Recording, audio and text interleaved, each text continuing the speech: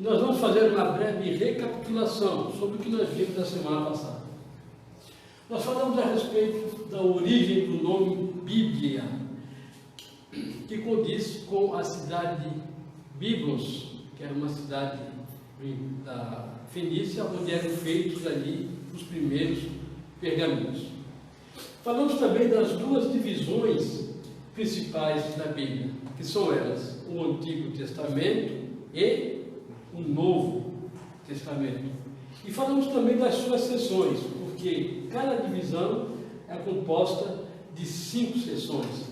As seções são os livros da lei, os livros históricos, livros poéticos, profetas maiores e profetas menores no Antigo Testamento. E nós vamos ter os evangelhos, o livro de história, que é só um, que é o livro de Atos dos Apóstolos, as 13 cartas paulinas, 8 cartas gerais e um livro profético, que é o livro do Apocalipse. Isso no Novo Testamento. Muito bem, vamos começar aqui hoje falando sobre a inspiração bíblica. A inspiração bíblica, ela é algo divino, algo que procede de Deus. Essa inspiração, ela não parte do homem. Essa inspiração, ela provém de Deus, é da parte de Deus para com os homens. Dois textos muito conhecidos sobre a inspiração são esses dois que nós vamos trabalhar hoje. Jó, capítulo 32, verso 8, e no Novo Testamento, a segunda carta de Paulo a Timóteo, no capítulo 3, no verso 16. Vamos ao primeiro texto. Muito bem, nós temos aqui o mesmo texto, porém com duas versões. A primeira versão é a versão da imprensa bíblica brasileira, foi a primeira Bíblia impressa em território brasileiro, que pertence a Joel, e a mais atual, que é a Bíblia século 21, Bíblia da Almeida, século 21. O primeiro texto diz o seguinte: na verdade, há um Espírito no homem, e a inspiração do Todo-Poderoso os faz entendidos. Um Espírito no homem. O ser humano possui um Espírito, certo? Já está no ser humano. E essa inspiração, que nós relatamos aqui, ela provém de quem? Do Todo-Poderoso, de Deus, que faz com que os homens sejam, então, entendidos. A inspiração, que provém de Deus, trabalha nesse espírito que já está no homem, fazendo o ser humano ser um entendido. Isso provém de Deus. No texto da Almeida, século 21, diz o seguinte: todavia, o homem tem um espírito, e o sopro do Todo-Poderoso lhe dá entendimento. O homem tem um espírito. Aqui está dizendo que há um espírito no homem. Aqui está dizendo que o homem tem, possui. Certo? Aqui está dizendo que é no homem. E o sopro do Todo-Poderoso. Esse sopro aqui vai casar com o texto de Gênesis, o Ruá. Certo? Porque nós estamos aqui no Antigo Testamento, em Jó. Então o texto foi escrito em hebraico, e sopro quer dizer Ruá, em hebraico. O sopro do Todo-Poderoso, esse que dá entendimento ao ser humano. Então a inspiração que nós vamos trabalhar hoje, primeiro ponto, provém de Deus. De Deus para quem? Para o homem, certo? Então, essa inspiração que o homem possui, ela é algo divino. A inspiração bíblica é algo divino. Vamos para o próximo quadro.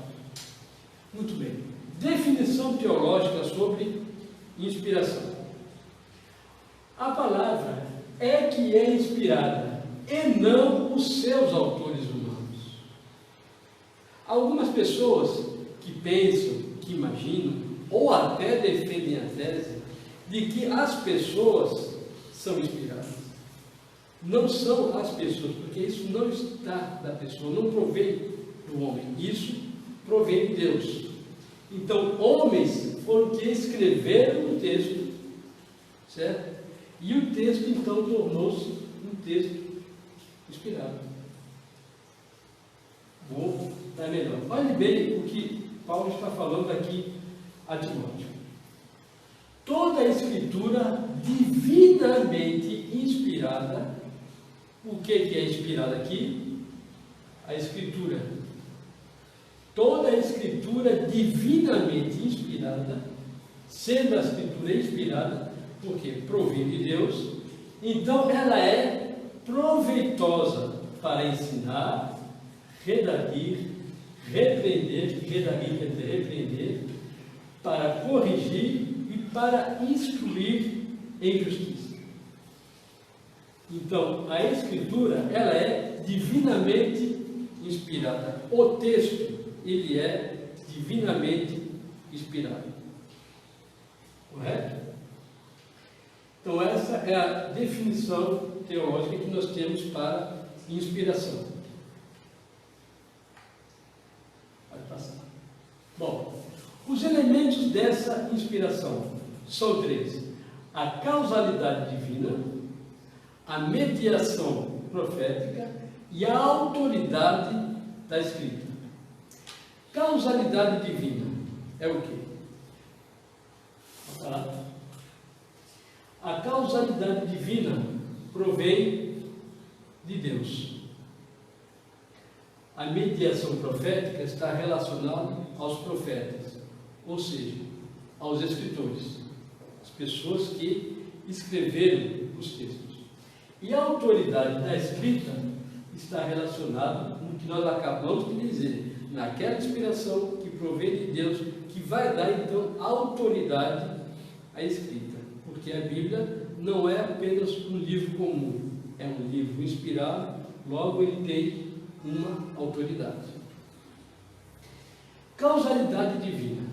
O que vem a ser isso? Deus é a fonte primordial da inspiração divina.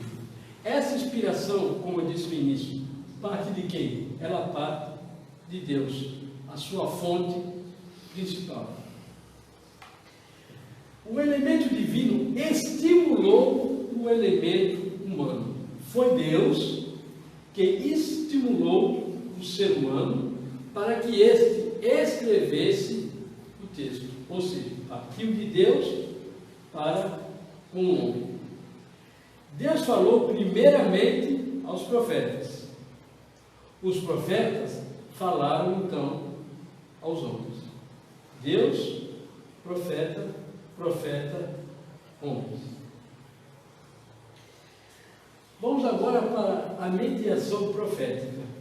Por que os profetas entraram nesse contexto? Porque Deus não falou ele logo para toda a humanidade. Por que ele escolheu, por que ele selecionou pessoas para isso? Os escritores, eles não eram autômatos, ou seja, isso é uma palavra muito comum nos dias de hoje, porque hoje tudo é automático, certo? Então os escritores, eles não eram autômatos, certo? Não era Deus que falava e eles faziam o que Deus mandava. Deus falou e eles faziam o que Deus mandava. Não foi dessa maneira que a Bíblia foi escrita. A personalidade dos escritores não foi violada por uma intrusão divina. Cada escritor manteve a sua personalidade, cada escritor manteve a sua escrita, o seu conhecimento, e Deus trabalhou com a personalidade do escritor, com o conhecimento do escritor, certo? Com a cultura na qual ele ali vivia. Deus não mexeu em absolutamente nada disso. Trabalhou com cada pessoa, com o que a própria pessoa já tinha. Deus usou personalidades humanas para comunicar proposições divinas. Por quê? A palavra parte de Deus, para o homem. Então, o que Deus quis dizer ao homem, ele disse usando a personalidade dos seus escritores, cada qual com a sua personalidade. Por isso você vai ver diferença entre textos de Moisés, entre textos de Isaías, de Jeremias, diversidade no Novo Testamento, nas cartas paulinas, que são diferentes das cartas gerais, que são diferentes dos escritos dos evangelhos. Por quê? Porque cada autor manteve ali a sua personalidade. Muito bem, vamos para o próximo. Todo este conjunto nos dá uma autoridade da escrita. A Bíblia Sagrada é a última palavra no que concerne assuntos doutrinários e éticos. E isso nós acabamos de ver agora na explanação anterior do ministro Davi, quando ele fala sobre barganha. E ele bem diz, isso não está na Bíblia. Por quê? Porque a Bíblia é a última palavra sobre doutrina e ética. Se você quiser uma base para a doutrina, tem que ser texto bíblico. Se você quer uma base para a ética, tem que ser o texto bíblico. Isso porque a Bíblia tem a sua autoridade.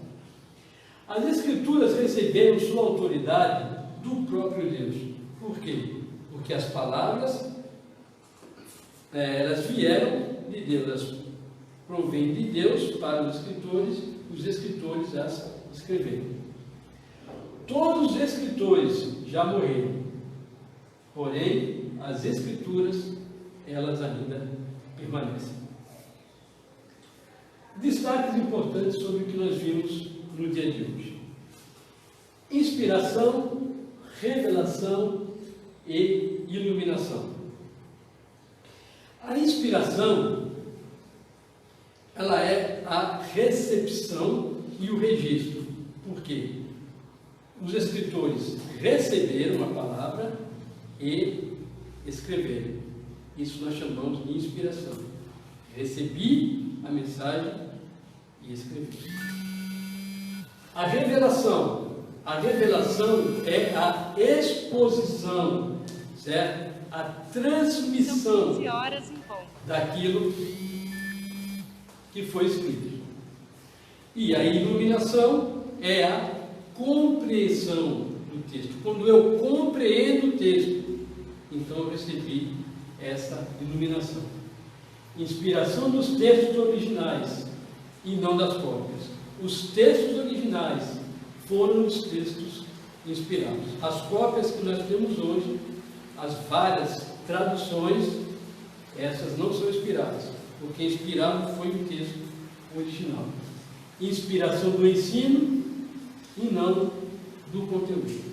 Aquilo que Deus está passando através do ensino bíblico, isso é inspirado. E não o conteúdo, ou seja, aquilo que eu digo, porque está aqui, então tem que ser assim. Não. O que esse ensino quer dizer? O que eu vou aprender com esse ensino? Isso é o Espírito Santo, através da iluminação, que vai me dizer. Muito bem. Na semana que vem, eu vou trazer um quadro mais explicativo sobre inspiração. Tenham todos uma ótima semana na presença do Senhor Jesus.